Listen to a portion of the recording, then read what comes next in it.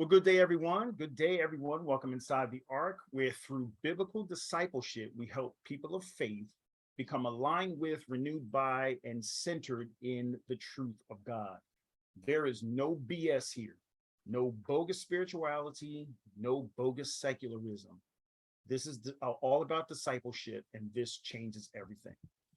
So today I want to start opening up um, a little bit about a course that I'm working on relative to purpose. You might have heard me mention purpose before.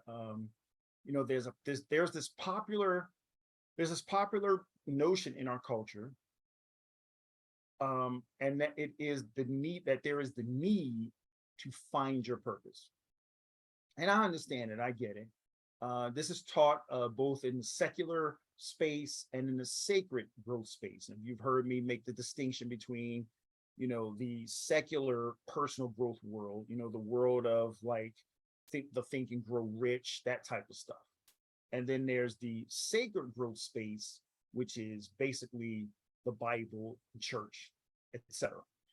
So, but in both of those circles, I've heard individuals teach on purpose and the need to find your purpose. And what if I told you though that your purpose doesn't need to be found because it's not lost? What if I told you that everyone has the same purpose? What if I told you that you are really chasing not purpose, but you're really chasing desires? And if you're ready and to be challenged to change, it's time to stop looking for purpose and just walk in it. So now, walk with me just a little bit and just kind of imagine that there's this corporate CEO and he has a vision for the direction of the company, which is what a corporate CEO pretty much involves, the direction of the company, the visionary for the company. Now, this company vision is supposed to serve as a guiding light for everything that the company does. But instead of the CEO relating that vision to the people, he withholds it. He doesn't tell people what the vision is. But at the same time, this CEO expects the company to be driven by the vision that he hasn't yet revealed. Now, that sounds pretty foolish, right? To expect this corporate CEO to be, and to expect the company rather to be driven and guided by some set of principles that it is completely unaware of. Foolish. But now imagine God, who I consider to be the CEO of the universe. I refer to God the Father, the Son, and the Holy Spirit as the C-suite of the universe. They're the C-suite of the universe. Imagine God as the owner and president and chief executive officer. He owns everything. And then there's the Son, who is the chief financial officer. He basically purchased our salvation. And then there's the chief operations officer. That is the person of the Holy Spirit. And he leads us and guides us into all truth and how to walk out and live out our lives.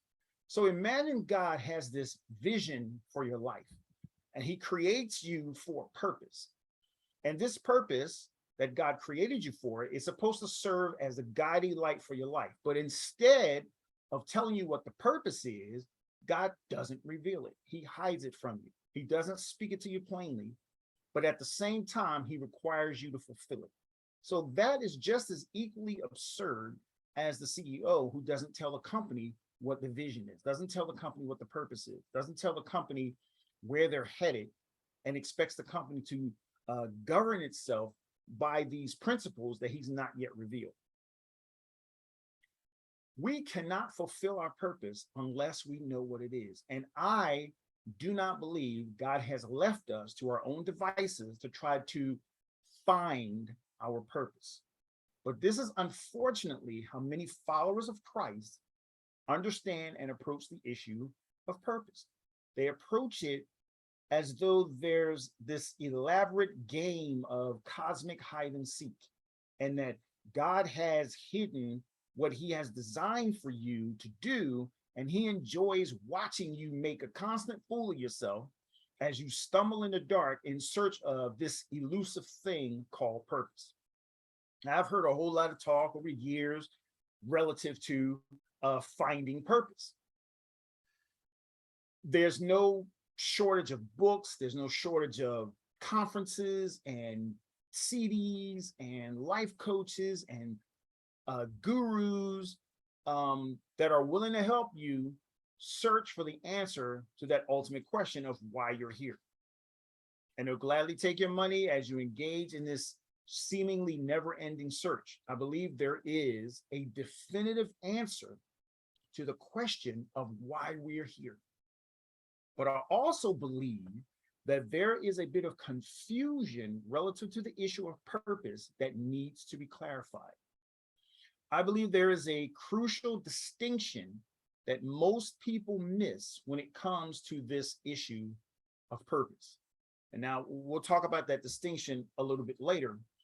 But may I submit to you today that purpose is not lost. We are. We are the ones that are lost. We are the ones that are off track. We are the ones that have been going the wrong way, that have been astray. And through this, I'm giving you just a piece of, this is a course that I'm working on, and I'm just giving tidbits of this course that I've been working on now for a while. And I want to submit to you today, once again, purpose is not lost. We are. And through these videos, you're going to learn and understand what your purpose is once and for all. And hopefully, after you listen to this, you will, along with me, say, my search for purpose has finally come to an end, and I finally know once and for all what my purpose is, and I'm going to begin to walk in it. So thank you for joining me on this episode of The Ark, and join me next time on the next video where we unpack a little bit more about this issue of purpose. Peace and blessings, and I'll see you next time inside The Ark.